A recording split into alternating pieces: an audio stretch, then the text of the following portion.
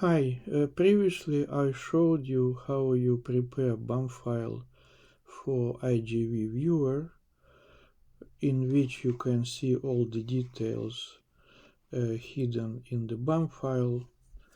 The way how you deal with a single BAM file, you use the samtools and the command line where you write this line for sorting, then for indexing, and then sorted BAM file goes straight into the IGV viewer.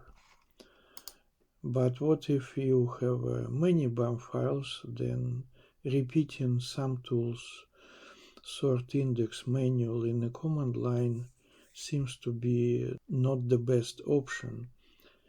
You better write a script. And I can offer you 3 versions of writing script. One in shell, which is probably a classic approach. And next I will do the same script in Python or in R. It's all adaptation for the macOS computer, and with the slight modifications you can do it in Linux and Windows as well. For this exercise I will use BAM files derived from 4 FASTQ zipped files from GEC project. I used it before. I write my shell scripts in a Visual Studio Code environment, and I like it. You see above the shell script where you can write and edit, and it is nicely colored. And in appearance you have to switch on the panel, the command line over here, from which you will run the code. It is a ZSH standard shell script style, indicated here as well, and you can change it on a bash, which is a standard for Linux, and then some people use sh. Pay attention which particular shell language you use. They are different in details. The structure is very simple. First you go to the place where your BAM files are. Then for simplicity I use short names of these file names as a list. Shorts are just the beginning without BAM. This can be deleted. And then you can also ask for it or not. No mistakes. And then for F in shorts, it was a files in the past, that's why F. Do and done is the beginning and the end of the loop in a ZSH script. And then here you can say print or echo, which is more or less the same, but print is specific for ZSH. And then you say $fbam. You simply check that by fusing those two names you get the correct file name. It is. This is not needed. It's to check file volume. And then you literally say samtools sort file name with BAM extension minus output file name sorted BAM extension. And then in the same loop index, why do 2 loops? You can do it in once. Then index sorted BAM done, and then echo all done. In these 10 functional lines you save it. Then you go here and then you say ZSH and then samtools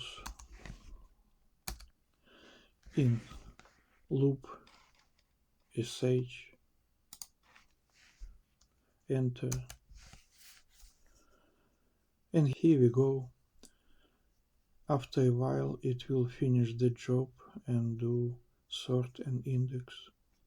Pay attention that all the references in a shell script are with a $. The list is separated by space, not by comma.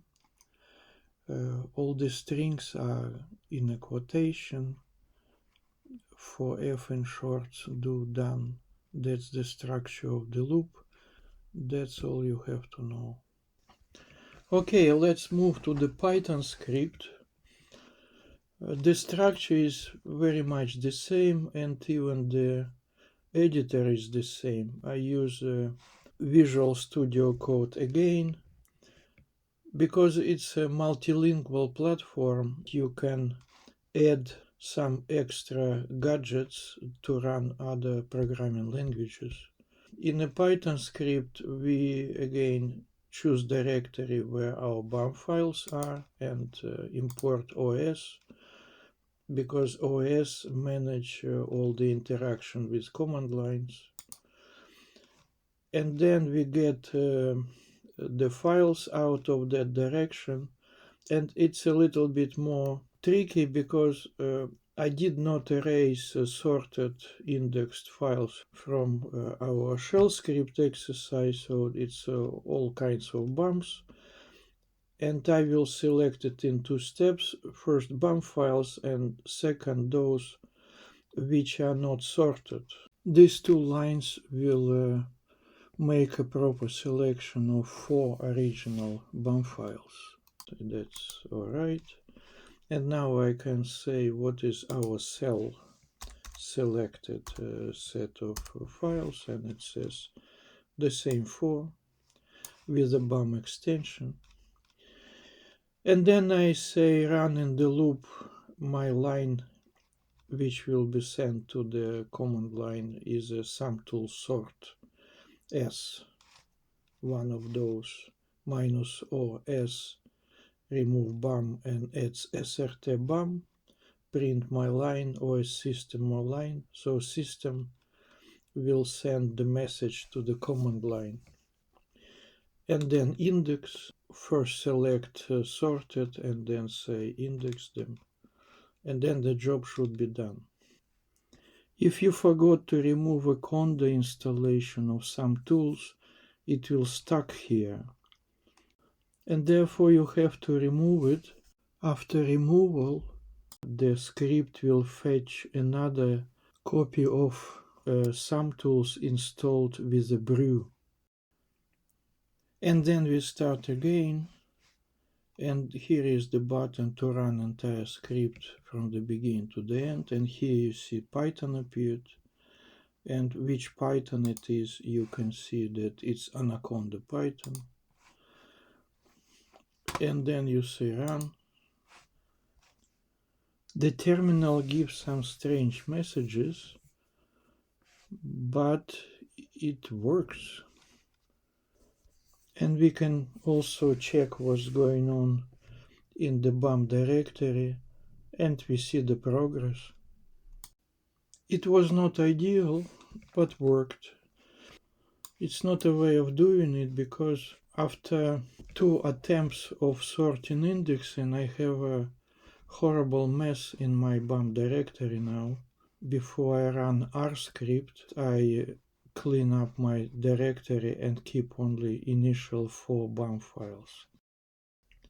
There is one more trick how you can run a Python script if you need interaction with some other programs in your terminal. First, of course, you have to write a script, and after you checked it and you know that it works, you simply can open terminal in a directory of your Py script and then run it calling python 3 samtools sort py, and it will all execute it in the terminal without any trouble at all. And finally, we can run R script. For the beginning, we can check whether system samtools will find samtools, and it says yes, help is coming. And then the structure is still the same. You set working directory to the location of your BAM files. Because I cleaned all the junk, now I get 4 files as I wanted. Then I generate sorted version of the file names by replacing bum with sorted bum, and then I run this loop to sort files input, output, sorted, and then another loop. And of course, if you like to run it in one loop, you can do it as well.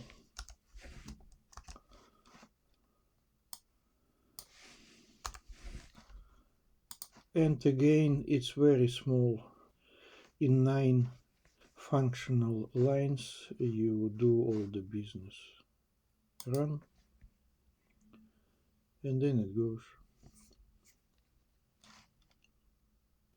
In Studio Code, if you want to run R, you have to install this R extension, and then you have a button to run the script.